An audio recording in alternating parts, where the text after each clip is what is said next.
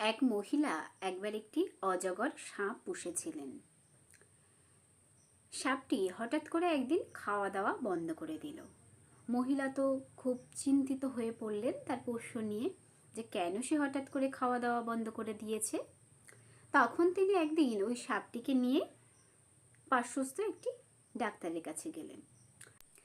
Doctor তাকে কিছু প্রশ্ন করলেন। প্রথম প্রশ্ন করলেন, এই সাপটি কি রাত্রে আপনার সঙ্গে ঘুমায়? তখন মহিলা উত্তর দিলেন, হ্যাঁ, ও তো রাত্রে আমার সঙ্গেই ঘুমায়। দ্বিতীয় প্রশ্ন করলেন, এ কি রাত্রে আপনার পাশে ঘাসার চেষ্টা করে? মহিলা বললেন, হ্যাঁ। তৃতীয় প্রশ্ন করলেন, এ কি রাত্রে আপনাকে পেঁচিয়ে ধরার চেষ্টা করে? তখন মহিলা উত্তর দিলেন, হ্যাঁ, ও তো আমাকে পেঁচিয়ে ধরেই রাত্রে ঘুমায়। তখন ডাক্তার তাকে বললেন, আপনি চরম বিপদের সম্মুখীন হতে চলেছেন।